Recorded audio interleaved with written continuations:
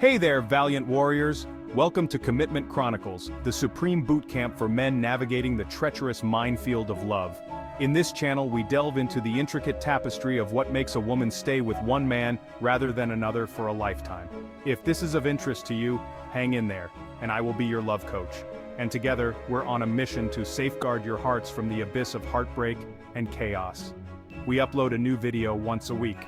Before we proceed, please click on the like and subscribe button and on the notification bell so you never miss a new upload. Dear Commitment Chronicles, I wanted to tell you that you have yet another woman in your corner. Your advice is great. At first I was put off by the somewhat negative tone. It seemed rather combative, but now I can appreciate your directness and humor. I have referred several of my guy friends to your articles. I'm writing to you because I wanted to say that the problem of needy men needs more discussion. I don't think that guys are getting the picture. No man wants to admit he is needy, especially if he has a very macho profession, so he dismisses the problem as not being relevant to him. I just broke off a year-long relationship with a highly decorated former military person because he was simply too needy and insecure.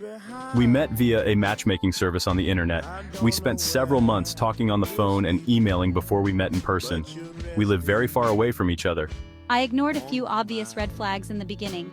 He told me that he loved me and thought we were soulmates before we ever met in person.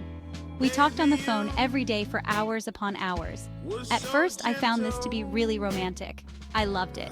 My friends warned me that this was largely fantasy, but I really wanted to believe that I had finally found the one.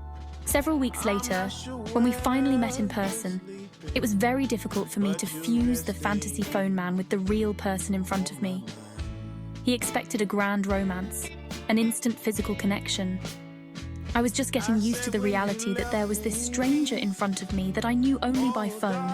I was only somewhat attracted to him physically, but I liked him so much over the phone that I hoped he would grow on me. He immediately sensed that I was pulling back. Rather than let me process this new dynamic, he hounded me for daily affirmations of my love for him. He would pout if I did not sound totally enthusiastic to hear from him after his 5th telephone call in one day. I told him that I felt that we were going too fast and that I needed time for my feelings to catch up. He didn't understand that I could love him as a person, based upon our hundreds of phone hours, but not feel in love yet. I tried to help him understand. I sent him links to your articles to get some clues about the negative effects of saying I love you too much and being too needy. That backfired big time. He just got offended and more hurt. We visited each other every other month. Each time I tried my best to fall in love with him, but something was missing. He would talk excitedly about marriage and children with me, and I would try to share that vision, but I just didn't feel it. Finally, I could not take it anymore and broke up with him. He told me that I ruined his life and that I am a horrible person for having led him on. He then continued to call me every day, begging to get back together. He sent pleading emails to my family. He sent gifts. He then said that if he couldn't be my boyfriend, that he wanted to still be my best friend and talk to me every day. He then accused me of not wanting a nice guy and that I must really want a jerk. That is so untrue. I gave him the benefit of the doubt so many times because I liked the fact that he was nice. But his niceness turned into desperation. Ugh, I finally had to block him. I feel like I hung in there much longer than most women would. I really gave him my best shot. What else could I have done? Sandra, who would love to hear your thoughts. Hi Sandra, great letter, thank you. You've brought to light something very important. A guy can be as tough as a tank on the outside and still be a lost little whimpering boy on the inside. Think of the strength, the discipline, the stamina, and the endurance required of a man to become a military person. It's extraordinary. I mean, you have to be one tough, almost superhuman mofo to make it. Only a very, very small percentage of men have what it takes. Most of us guys wouldn't get past the first orientation meeting.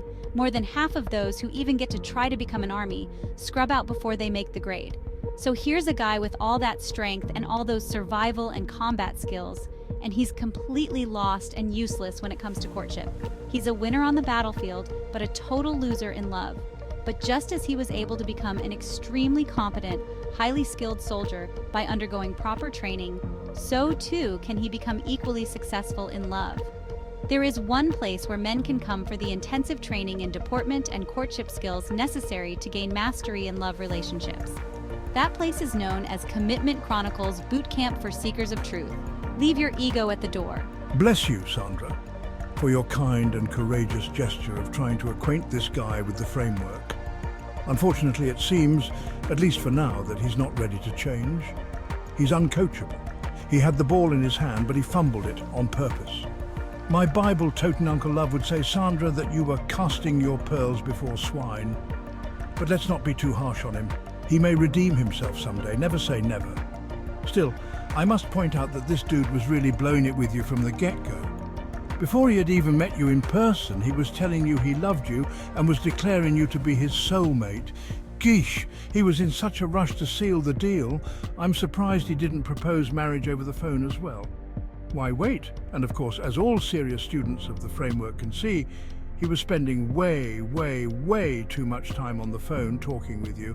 He was about as much of a challenge as a tennis match with a 4-year-old.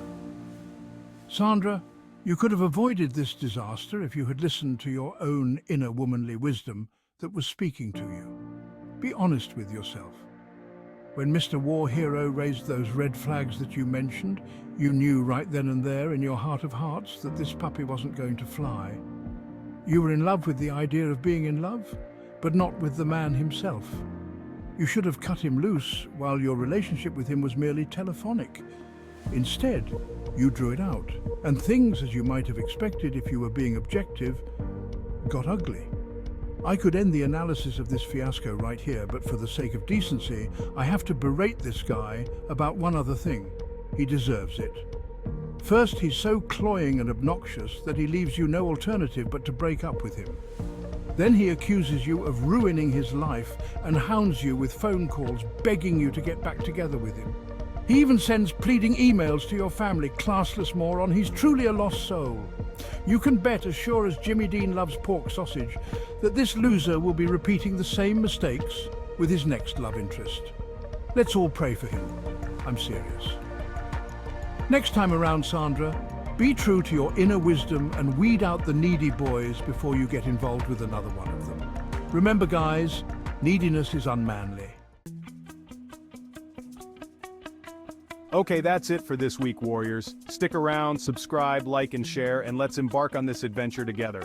Until next time, stay charming, stay committed, and most importantly, have fun.